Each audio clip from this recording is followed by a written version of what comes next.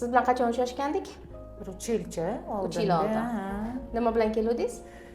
Ekoga ketayotgandim, o'sha olishmagan, buqog'ingiz baland deb tushirib keling degan edi. O'sha sizga kelganimda necha edi? 6 midi? 5,5 midi? TTGingiz baland edi.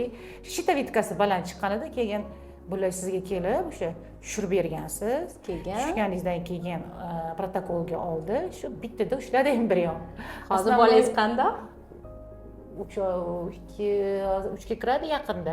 Примерно 3,5 yil oldinda endi imенно datasi esimda yo'q. 1-2 oy o'tib davolanib keyin ketganman. Farzandli bo'lishlariga sababchi bo'lganimizdan juda ham xursandmiz.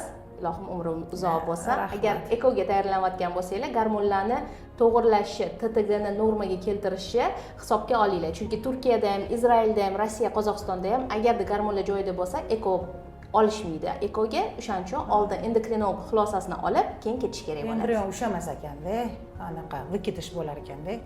Chunki havo yetishmas ekan, davleniya dedimi, xullas dadit qiladi dedi. Ushamaydi deb shu to'g'irlatganman. Bir oyda to'g'irlab bergansiz sразу ushadi, lekin o'shandan keyin. Xursandman. Rahmat.